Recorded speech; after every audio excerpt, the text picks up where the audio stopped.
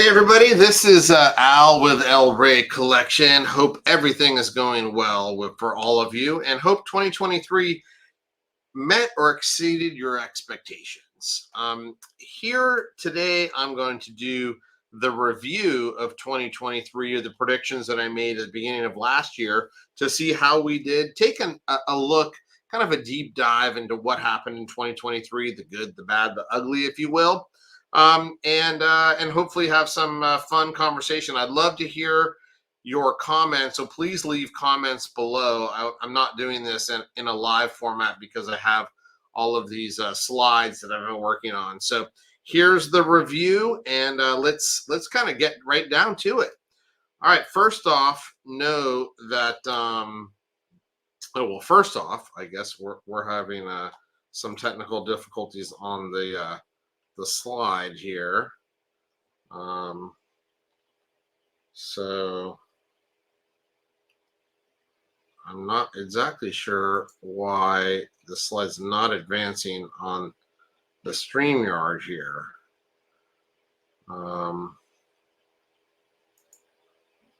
Let's see here. Let's try this again.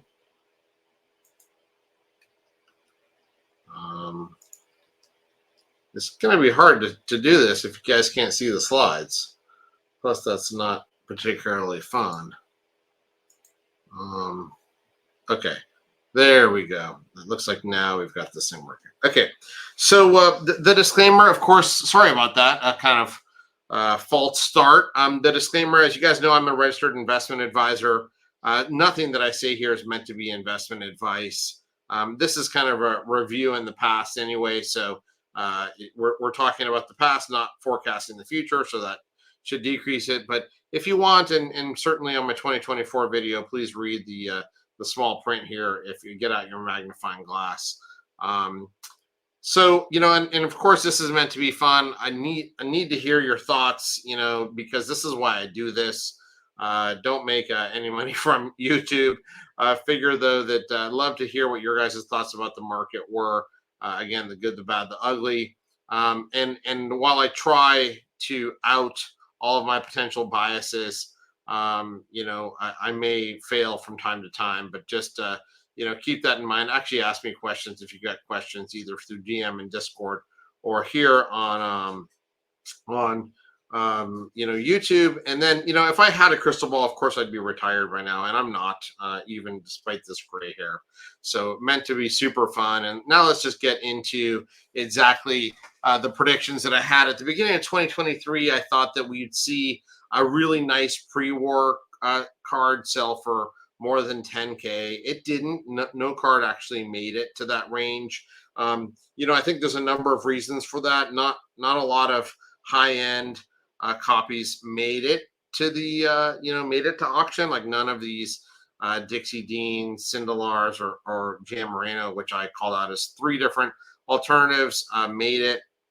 There was ironically a great vintage F1 card that had multiple sales above 10,000 of Enzo Ferrari. So that just kind of, for me, is a barometer that if one of these really good cards came out, you may see it hit for more than 10,000 in the pre-war segment. We did get a number of 6,000-7,000 type sales on some rarer Bloomer, the Bloomer and Taddy, Bloomer and Meredith Taddies. And I think we'll see potentially the Arthur Wharton Bane Shield up at auction next month in January. That may actually make this come true for 2024. It remains to be seen still. Still, I think one of the stronger segments in the market has been the pre-war, and certainly I believe that that you guys will that we'll continue to see some of that next year in 2024. So this was a no. We didn't see it. I think it's more of a happenstance of the cards that came out. I'm sure there are cards that are out there that would cross this. None of them came out in 2023, mostly because I think the market was soft and people were nervous about that. The second thing that I had was that no top 20 player would sell for more than 50K. And this actually ended up being the case. And again, here it's more not necessarily, before there's a best at auction, which I don't know how much it's going to sell for. It's actually um, at at Golden closing, I think on the 30th, which is today when I'm taping. So I don't know exactly how much this is going to close for, but it'll I would assume it would do at least 10. I think the last 50, I mean the last PSA 8 did in the neighborhood of 45 or so. I think the PSA 9 did more than 70 in 2022. So it'll be interesting to see where that PSA best sells for. But no other high grade really came to market. You didn't see a PSA 9 Beckenbauer. You didn't see any Puskas come to market this year either. Right here, this one.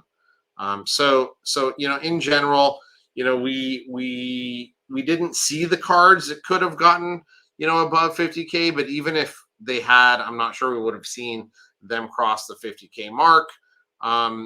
Instead we got a lot of lower grade cards that are more common. So we saw a lot of Beckenbauer Bergmans here. We saw a number of Best, but they were all relatively low grade.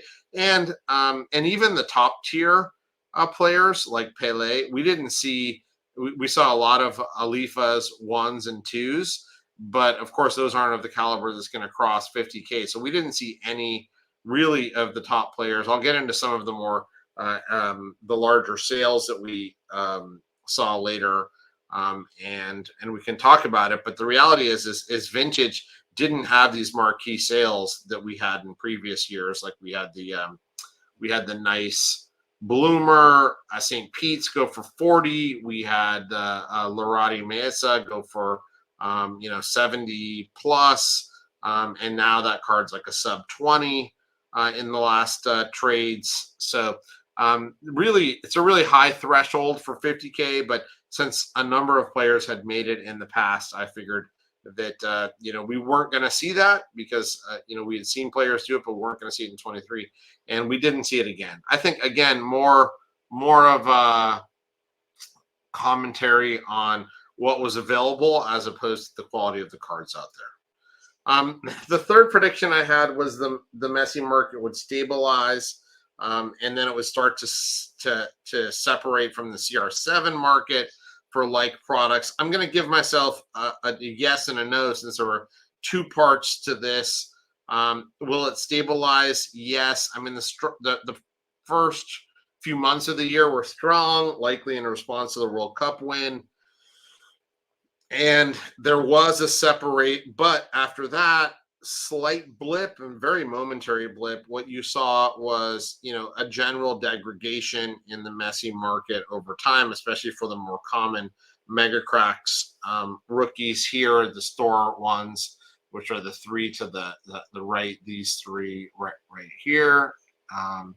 So, we saw those continue to soften as the year went on. Now, I think they started the year, depending on which version, from the 1500 to 2500 range, and let's say a PSA 9, and now they kind of ended the year at like a 900 to 1500. So some significant degradation in the Messi market. And I would say generally, I was talking about this with Bill the other day. The 2023 market, in my eyes, in general, there are exceptions up and down. Generally saw kind of a high teens to low 20s price adjustment downwards from the beginning of the year to the end of the year. So that's kind of where my mind goes. Like if I saw a comp for February of 2023 and that card's up now, I'd be looking to pay, depending on how much I wanted it, anywhere between 15 and 30% less than that last comp. Let me know if that's more or less what you guys saw as well. There was some strength in some modern issues that I don't follow all that closely, but there was and also other modern issues suffered. So again, that's not where I spend most of my time in that market. But all in all, though, the gap between Messi and CR7 really widened. We'll see that a bit later in some sales. So this is kind of a mixed bag prediction for me. I thought we were a little bit closer to the bottom at the beginning of 2023, but that actually had some of that World Cup pop in it. And then some of that, went away in time, which is to be expected. So I'm giving myself a 50-50 on this one. The next one that I had mentioned was there wasn't going to be $1 million soccer card in 2023. And in my video, if you remember, I basically said, hey, I even may put this threshold down to 500,000. There won't be a $500,000 sale in 2023, and that would have been correct as well. In fact, there weren't many sales over a couple hundred, and even over 50,000. There weren't a tremendous amount of sales. Now, in fairness, there usually are not a tremendous amount of shares over 50. That's a big number in soccer. So, just keep that in mind. But we certainly didn't see $1 million sale, and not even $500,000, as you'll see. Which again, these are tremendous amounts of money. So, not super surprised, and got this one right. And so just wanted to go into some of these, and I don't know how well or not you can see some of them, but these are some of the bigger sales that I tracked throughout the year.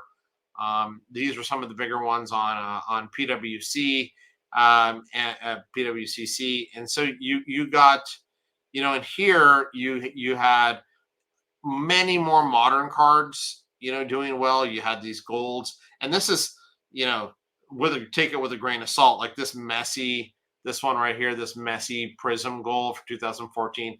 The one before that had sold for more than 200K. So for 93K, you could have picked it up. You got it at a 50% discount. Still a ton of money. If you go below this I love this eye appeal because the red jersey, this color match on this gold, the Ronaldo sells for half of that. So this is compounding something that I had mentioned earlier, that we were going to see this bifurcation between Messi and Ronaldo that they generally traded similarly. And so here in this particular case, we have the Prism still selling for a ton of money. These Prism Golds, 50K for the CR7, 90K for the Messi, and that's also a 10 for the Ronaldo versus a 9 for the Messi. So there's even a bigger gap in there because of the grades.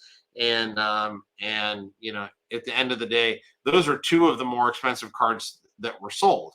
And then other two important cards that were sold were this 1/1 Sapphire Holland, sold for 150 grand, and his numbered to I think it's to 10. These reds are numbered to 10 at 84 grand. So the vintage, and then you also have this rookie, the CR7 rookie PSA 10 Mega Crack, sold for 63 grand. And let's see, when was that? That was just a couple weeks ago. And a lot of us thought that this was a trimmed card, actually. And Vintage's contribution to these, large sales was this Pele Americana 6.5. In fairness, did not look like a 6.5.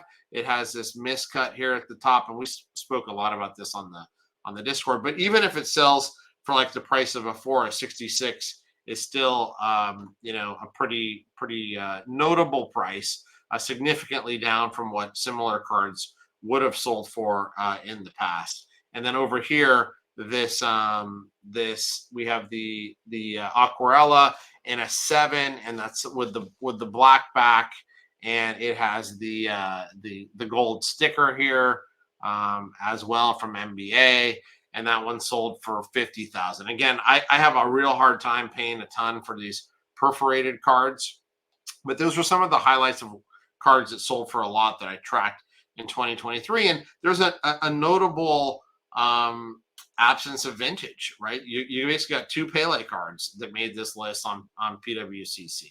And following that to, some of the golden ones, and golden had a number of, mostly you're going to notice real quickly, a lot of the 1/1s that came out of the Messi, that came out of the World Cup that Messi obviously won with Argentina, and a lot of the different boxes had different one-of-ones. Specifically, we had the one-of-one gold power prism. Then you had the black prism one-of-one. Then you had the sticker one-of-one, and the gold power sold for more than 200,000. The black, which was graded a PSA 9, sold for 159. The sticker, the one black sticker, sold for 139. And then you had this, you had the super refractor Messi CR7 Holland signed and sticker autos, which blows my mind, for 134,000. And then you had just the Holland himself, one-of-one, 22-23, sell for 93,000, which I don't get at all. Not a rookie. I know it was an important season with Manchester City, but that blows my mind. And then here's another PSA 10 that sold earlier in the year for 86,000, and then the last one, you'll recall, sold for this December for 63,000. Again, we thought that there was some. Many of us thought that there was some trimming issues with that. So other notable ones, well, you had a Pele Alifa here that was a 4, but it was signed by him, and that and the signature got a 9. And so that sold for 73,000. And then you had the Messi PSA 10 for 266. So again, this narrative of these guys used to be, and sometimes CR7 passed Messi for a period of time on like-for-like cards, but here you're looking at basically, 3-to-1-ish scenario here when between the two key rookie cards of Ronaldo and Messi. So, from my perspective, the incredible lack of vintage above the 50K mark just is something that's quite important, and it can mean a number of things. I think that most of the marquee supply didn't hit the market, and we had seen much more of that in the last couple years. I think at the current price points, the holders have more diamond hands, don't want to let those things go or risk them to auction. That's number one. And then number two is there's a lot of hype on modern stuff because the World Cup and all these great, amazing, messy things, and there's not unlimited funds in the hobby. So if someone prioritizes getting a Messi 2022 World Cup elite item, then that's less money to go around for other things as well. So anyway, a number of different factors there, but in the end, all these numbers fell significantly short of what we had been seeing in the last couple years in terms of some of the high dollar sales for soccer. All right, so that was that prediction. Oh, here's another one. Just gives you. I kind of cut it off at 50,000. We had this Maradona 77 crack PSA 6 that nearly hit the 50,000 mark. These were some additional one. Here's a nice soul of the game this is the limited to 10 version, sold for 72. The limited to 15 version just recently sold, because this one was earlier in the year, I believe. Yeah, that was in April. And the limited to 15 version just sold for less than 20,000. There's a couple up less than 25, which haven't closed yet at Golden. So we'll see where those end. And then you also had this the gold prism of 2022, numbered to 10, that got 67,000 for Messi. Another Messi one-of-one, that now is selling for 62,000. That same card had sold for 50,000 before. So you see a lot of this modern stuff, and very, very few vintage cards hit kind of that 50,000 threshold. So now moving on to the next one. I thought there was going to be a basing of the market in 2023, and I'm going to say yes. It was a great time to be a collector, rough to be a flipper. Absolutely true in 2023. Many cards are at pre-pandemic pricing. If you go check the low value items at PSA, at PWCC on their weekly auctions, you'll notice that a lot of cards are trading at the cost of grading or right around the cost of grading. So great time to be a collector. Pre-modern, which we'll see also, it just continued to struggle. So you can put together really nice collections these days if you were disciplined about it and you really wanted to make some progress on a collection. 2023 was a great year to do it, and I think 2024 is going to be a continuation of that, which I'll have in my 2024 video. So I think this was pretty much right on. The next thing that I had was that I thought we were going to end up with about 1,200 people in the Discord.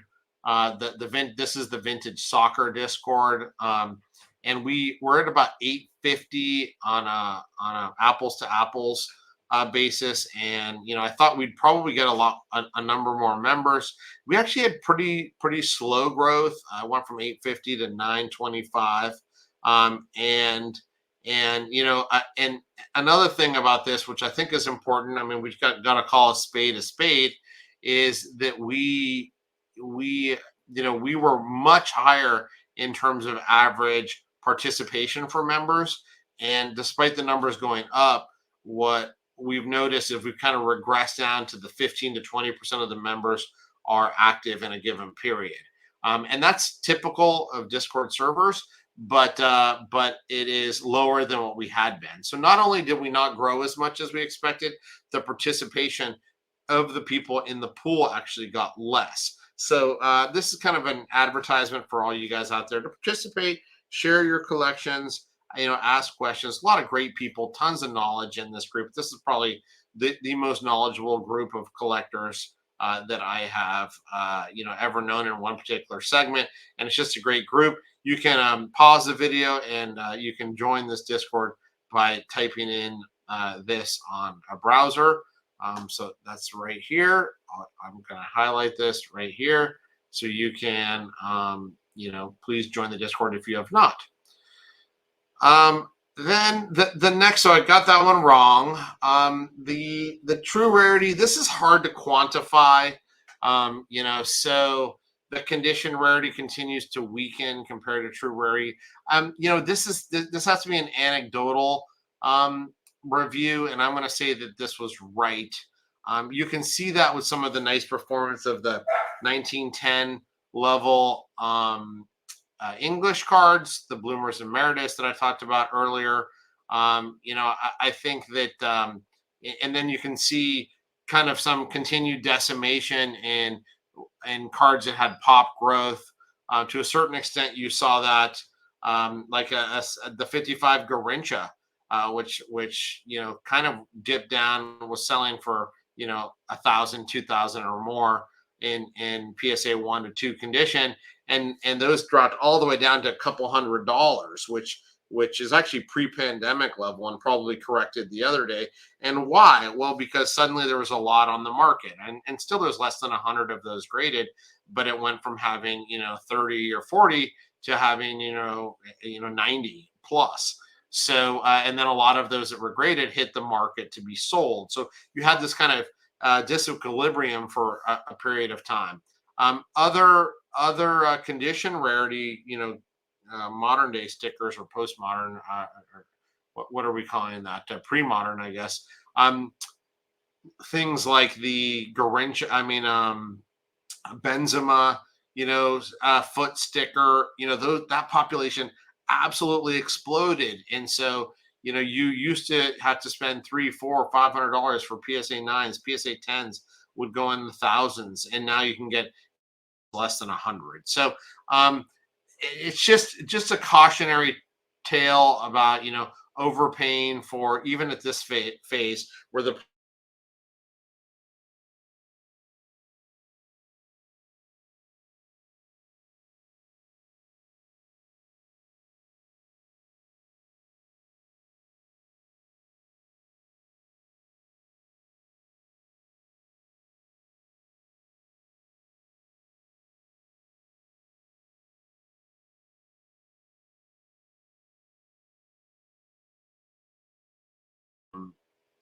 a bet on the future.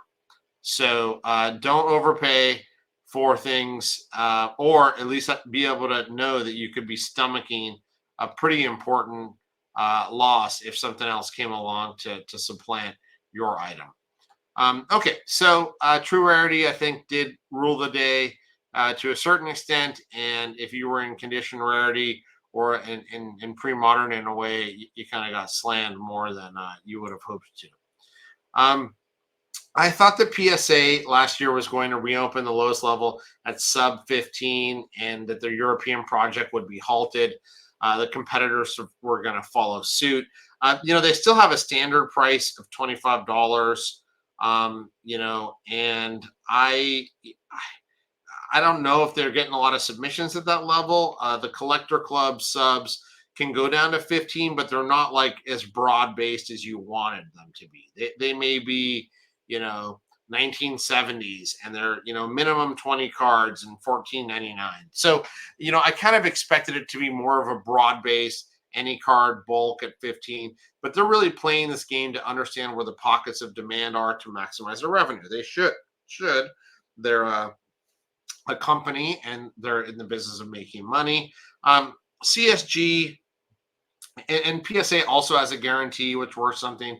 The registry, which is worth something. So I understand there to be a premium on their cards, and their services. But the reality is, I expected this to be a more consistent, constant, all available at less than $15, and it's not. It's very selective. It's one time TCG. Although right now at the end of the year, there's a TCG $13.99 service. So they're toying with moving it down, but I think in general they're still getting a lot of cards at 19, 20, and other service levels that are higher. So I'd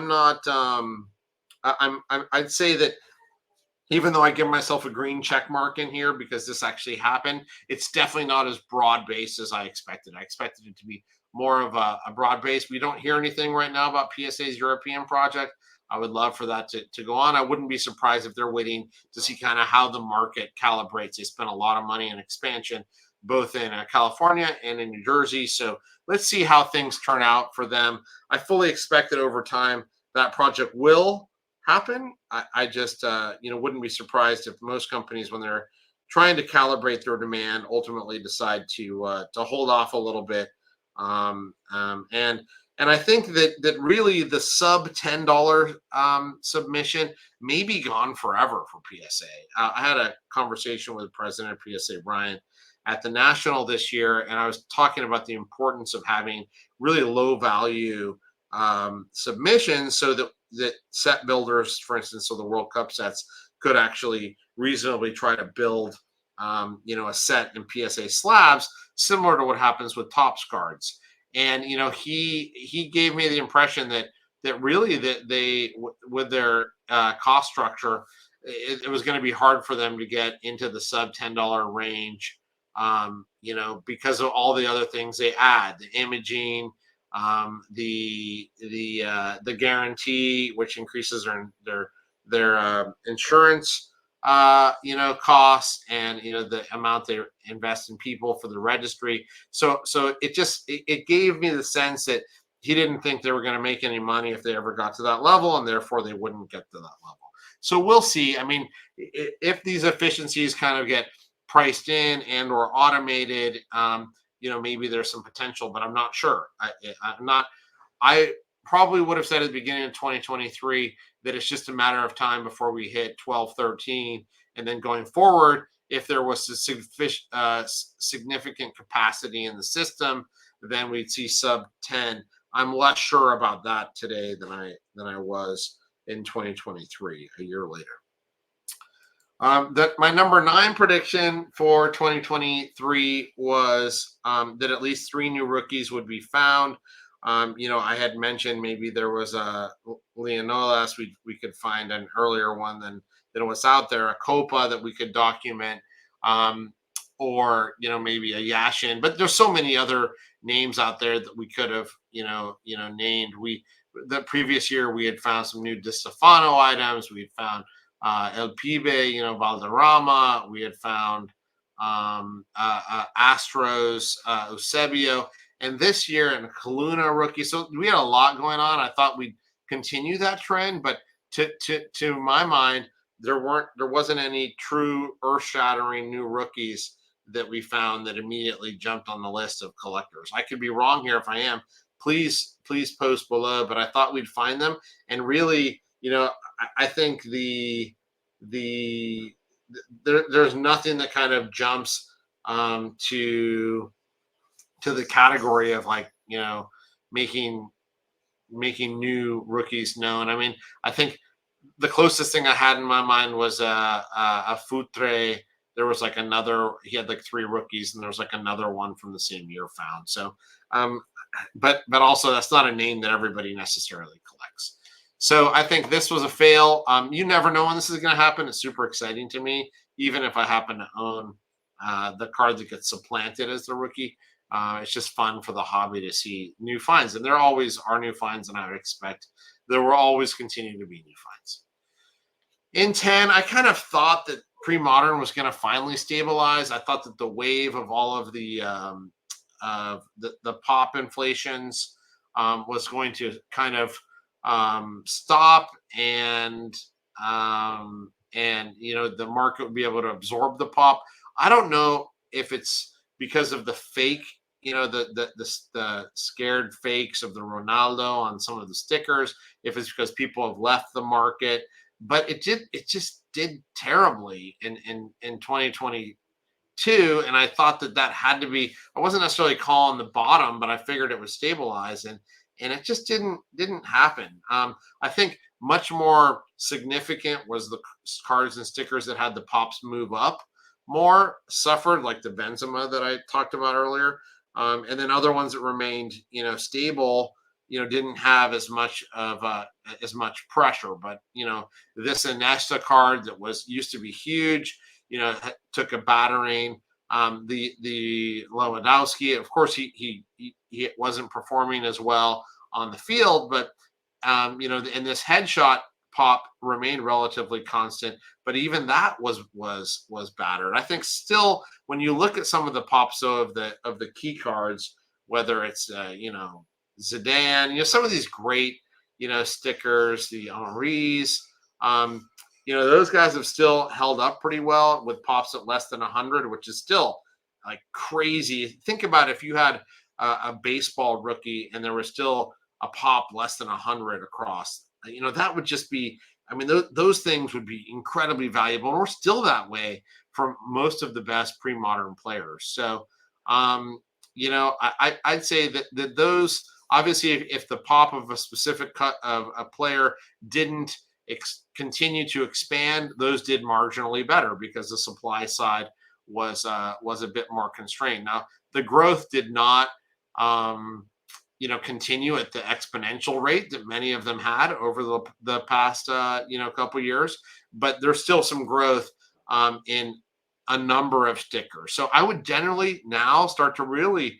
check the pop reports, see how things are going. The Messi cards, they continue to get submissions, but some of these other pre-modern stickers are really level, and some things that I personally was scared of, like for instance, many more Modric rookies coming. You just didn't see them. You didn't see many more Modric rookies come into the pop report. You didn't see many. What's another good example? KDB, rookies in high grade come into the pop report. You didn't see many Zidanes come into the pop report. So, I feel like in the end, we're you just got to take a look, see what's happening, see where you feel comfortable. Know that pop reports generally only go up over time. So, you're buying into something today that likely will have a different pop report, and there will be more of them in the future.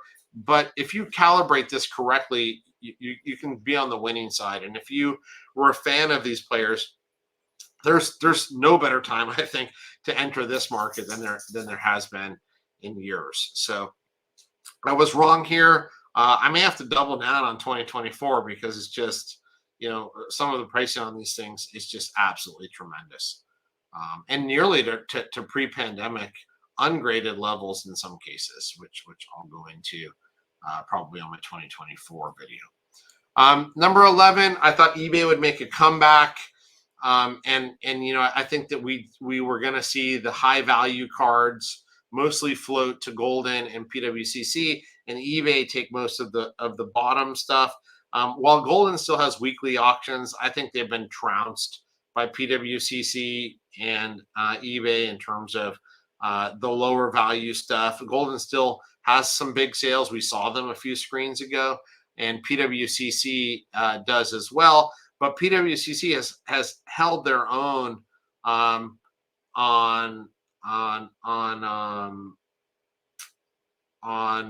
lower value slabs, which you can see in the weeklies, especially to buy them. So I wouldn't, if I had a $15 card. I don't know the best place to sell that right now. I mean, it may be ComC. Honestly, coming in. So I'm kind of giving myself a mixed bag on this.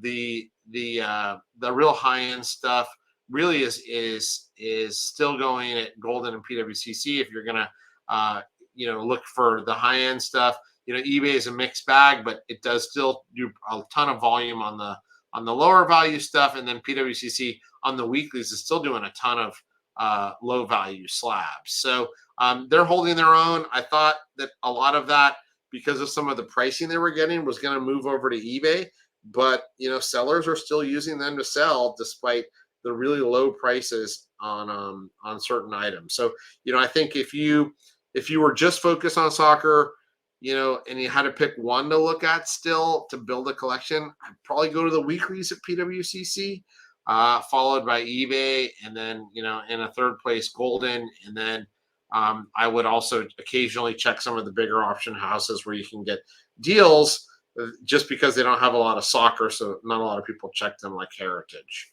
And even there were a couple really nice auctions at REA this year for soccer that went probably below market. So anyway, Golden obviously seems to get an epic card. You saw all the stuff they got this year in terms of the ultra modern messy stuff. Almost all that went through Golden and brought pretty big numbers. Number 12, I figured that I was going to get at least 2 items off my top 10 list, and I did the video in January, and I had already gotten the Socrates rookie, which was an upgrade to me. And so I was really happy about that and thought this may be easy, but it took all the way to December till I was able to cross off another one, which is this Di Stefano Milionario sticker. If you've been watching my videos, my mail days and stuff, super excited to have gotten this out of the Crack album of Argentina. Out of Colombia. Super excited to get that because that had been on my list for a number of years to document his playing career in Colombia. Finally got those off. And many other, that were kind of close on my next 50 or 60 cards that I'm trying to track and find, I was able to scratch off the list. Things like the red and blue back Pele 1970 World Cup sticker, where I finally got a copy of that. So a few key Eusebio early stickers that didn't rise to the level of the top 10, but certainly were quite were candidates to replace ones on the top 10. So happy to get some of those stuff, and it was just a great year collecting for the El Rey collection for sure. And then number 13, I figured that the Battle of the Vaults winner was going to emerge. And what I actually, and I figured it would be determined by the fees or guarantees, yada yada yada. Obviously, PWCC had a running start, but Golden and Golden now they call it the PSA Vault. It used to be the Golden Vault. Now it's the PSA or Collector's Vault. They certainly have a unique value proposition. They have the best return policy that I have seen in the industry so far. It costs $1 to get your item back after it's sat there for, I think it's got to be at least 3 months or something. PWCC charges 1%. which can be less than $1 for less than $100 card, or more for more expensive cards. I still think these are great deals. You're getting scanned images. You're getting insurance. If you live in the U.S., you're avoiding sales tax. If you live internationally, you're avoiding customs. So I think the vault is really good. I just think that these big companies are going to at some point want to monetize their investment and critical mass in this and start charging either storage insurance fees or elevated return fees to make sure you keep your stuff there and sell it through them ultimately. So I would, if I'm a betting man, I am actually pulling stuff from the vault. I'm pulling myself a number of shipments, just to mitigate this risk of these fees changing dramatically over time. And I certainly would, if I had to put the again very subjective um, grade here, I would say that PWCC and PSA/Golden are neck and neck. I think the interface at PWCC is much better than it is at Golden PSA. I think the return at PSA is cheaper. You also have just a huge advantage of PSA being able to send in to do the grading and then split the order, some coming back to you, some going to the vault, which I think is just massive. And I think over time that's going to play out, especially if they're a leader on fees and service. I think they'll take market share from PWCC. But frankly, PWCC works. It works well. They were the first mover, and they've solidified themselves. And I think the eBay initiative is not going great, from what I have heard from a number of different people. I don't use eBay, so I only use PSA and PWCC. But it seems like eBay, is struggling a bit more, and they announced higher prices going forward, which will only make that mountain more difficult for them to climb. If I'm a new collector, I would generally tend towards opening a vault at the place you tend to purchase most, because that makes it easy, free shipping. So if you buy a lot of Golden, that's where I do it. If you buy a lot of PWCC, I would do it. If you buy a lot on eBay, I would probably have my shipping address as one of the other two vaults, and just store my stuff in those other vaults. Again, same advantage as the eBay one. You avoid sales tax, but you also are going to get the images and the insurance, and those are viable places to sell depending on what you're shipping there. So I would say PWCC and PSA appear to be the winners right now. This can change though. It's a dynamic market, and it's not necessarily a mature market at this stage either. PSA said that they had they had received 400,000 items into their vault this year. I think I saw in their year in review on their website, and PWCC has millions. So I think that PWCC is still the big dog in this particular market. And but PSA is coming for them. So kind of a review. I don't know if you guys can read this. I was wrong on a few things. I thought that we'd see some pre-war sell for more than 10K. I kind of thought that the messy market had bottomed out. It really hadn't. I thought our vintage Discord was going to grow to 1,200. I think I put in there, and we didn't. So that was those were somewhere I was wrong. I thought we were going to find a couple of rookies, and the pre-modern market was going to finally stabilize. It still saw some deterioration, and then I thought that eBay was going to come in stronger on the low end piece, and kind of got that. So it's more of a mixed bag on that one, and all the other ones, kind of not expecting a lot of marquee cards to come to market after the last couple of years, seeing so many.